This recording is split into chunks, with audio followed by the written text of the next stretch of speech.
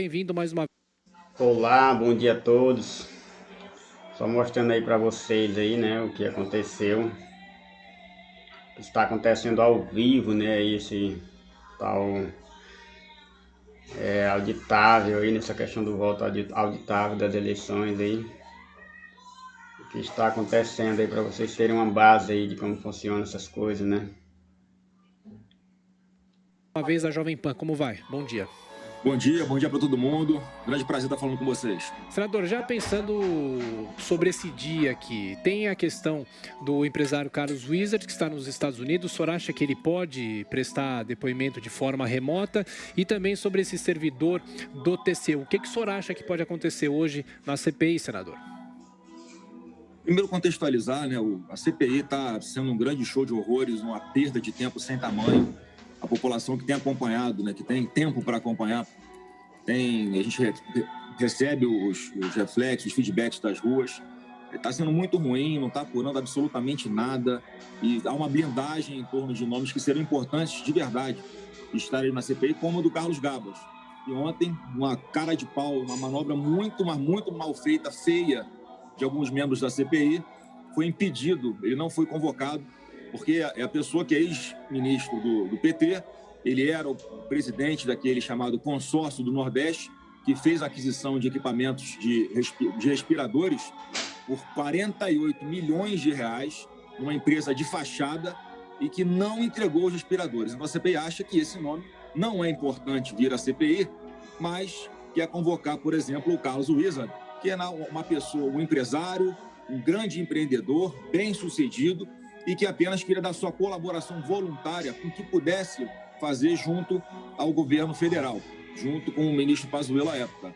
Então é claramente uma tentativa de enquadrar o presidente da República. Está ficando muito feio realmente para o Senado. Agora, o Carlos Wizard, se ele puder falar, que seja, imagina, vai sei lá dos Estados Unidos, para passar um dia inteiro aqui sendo torturado numa CPI por várias pessoas que não têm a menor moral, a condição de interrogá-lo, é realmente um grande desserviço.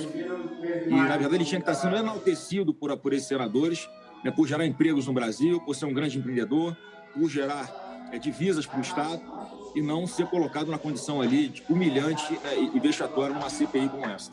Senador, agora a pergunta de José Maria Trindade, de Brasília. Zé Maria. Salve, senador, muito bom dia. Senador, o senhor vai frequentar ali o dia a dia da CPI e marcar o senador Renan Calheiros, o relator da CPI? Como será a sua postura diante da comissão? Lá no início o governo oscilou, não conseguiu colocar representantes lá para fazer pelo menos um equilíbrio, né? Agora precisa realmente de um reforço. O senhor vai fazer isso? Marcar o senador Renan Calheiros daqui para frente? Ô Zé Maria, sempre que for possível eu vou estar lá, mas como as sessões da CPI, elas são muito duradouras, né? Então você tem que dedicar o dia inteiro para aquilo, você para a vida para ir lá na CPI. E nos depoimentos, né, que eu entender que são importantes a minha presença, eu vou estar sempre lá, porque o senador Renan Calheiros, eu acho que é o retrato dessa CPI. Uma pessoa que tem o currículo que ele tem, a ficha corrida que ele tem, se achar no direito de colocar o dedo na cara de pessoas que são trabalhadoras, ameaçar da voz de prisão, realmente tem que ter um freio, esse tipo de situação. E ontem a gente percebeu com o ex-governador Wilson Witzel como é que foi o tratamento, né? Uma moça, com perguntas combinadas com o depoente, sobre assuntos que não tinham nada a ver com a CPI, num único intuito de constranger o presidente Bolsonaro, e me constranger também, já que ele fez perguntas diretas até sobre Queiroz. O que Queiroz tem a ver com pandemia? Então, eu fui obrigado também a mostrar um pouquinho, né, dos 17 processos que ele responde no Supremo Tribunal Federal. É uma pessoa com esse currículo perguntando para outra pessoa na CPI que está sendo investigada por desviar 700 milhões de reais da saúde do Rio de Janeiro. E isso que saiu correndo da CPI ontem. Então, eu vou estar lá sempre que possível e esfregando a verdade na cara do senador Renan Calheiros, sim. Senador, agora a pergunta é de Paulo Pouzonov. Paulo. Bom dia, senador. Eu sei que o senhor aí é bastante experiente no jogo político, mas eu fico aqui me perguntando, ali naquele ambiente da CPI, tem como separar o pai do presidente? Não tem. São CPFs diferentes, mas é óbvio que quando a pessoa está falando do presidente, eu estou sentado ali e eles usam isso, é uma estratégia de não citar o meu nome e atacar o presidente para me provocar. E, obviamente, que eu estou ali, as pessoas enxergam como se fosse o presidente. Eu tenho a total noção disso. Né? Mas, é óbvio, ele tem as posições dele, eu tenho as minhas, são quase 100% convergentes.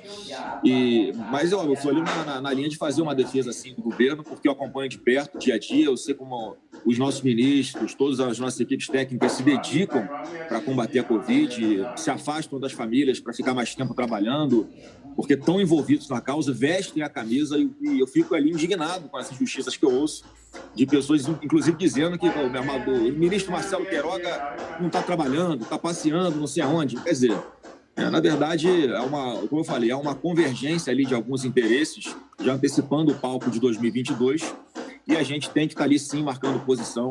E eu, como filho do presidente, inclusive tentaram usar isso contra mim na sessão anterior, como se eu tivesse tendo algum tipo de privilégio por ser filho do presidente naquela CPI.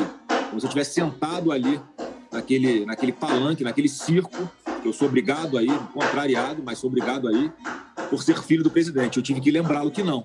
Eu fui eleito senador do Rio de Janeiro com 4.380.000 votos e que ali, sem tirar nem pôr, eu sou igual a todo mundo.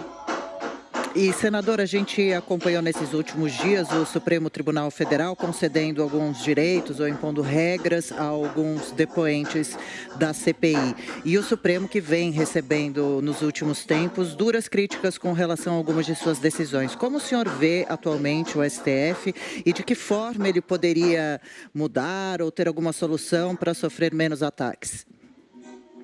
Bom, o STF ele é provocado a todo momento.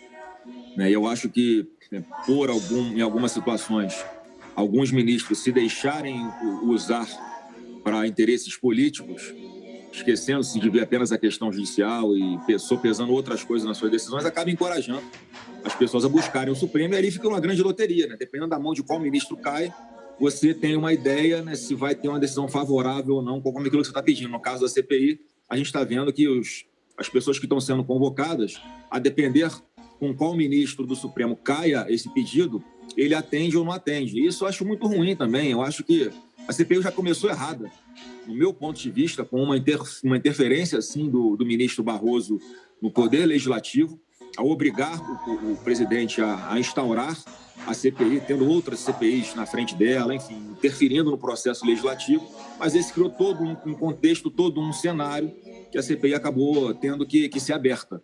Eu acho isso negativo e acho que isso só pode mudar, Adriana, a partir do momento que os ministros entenderem e não toparem jogar esse jogo. Voltarem ali a ser os guardiões da Constituição e deixar que o Legislativo resolva seus problemas, da mesma forma o Executivo. Então, isso tudo... E depois eu vejo algumas pessoas reclamando, eu sou maltratado na rua, eu sou perseguido na internet. Olha... Ninguém tem controle sobre essas pessoas, em primeiro lugar, e nos acusam de incentivar esse tipo de agressão, e não é verdade. Mas nada mais é do que uma reação da população que está enxergando tudo isso. Com a internet, a gente está aqui falando hoje por um canal, que é o futuro, não tem mais como ignorar. E o presidente Bolsonaro sempre falou que é contra o controle de mídias sociais. Então, o que depender de nós vai continuar havendo essa transparência total da população na fiscalização dos poderes. Senador Flávio, só me permite fazer uma pergunta em relação ao partido do senhor, o Patriota. Os jornais trazem dia a dia bastidores dizendo que há um racha no próprio partido. De que forma o senhor está se empenhando pessoalmente para que seu pai consiga se filiar a esse partido? E se é que haverá essa filiação, se é que já está batido o martelo? Bom, a gente teve uma reunião ontem com mais de 30 deputados lá no Palácio Alvorada, após o expediente com o presidente, onde a gente tratou desse assunto. E assim, o Patriota, no meu ponto de vista, eu fui para o Patriota primeiro para exatamente sentir a temperatura, como é que estava no partido. Há, sim, algumas divergências lá dentro, mas, no meu ponto de vista, totalmente tranquilas de serem sanadas e de haver uma composição.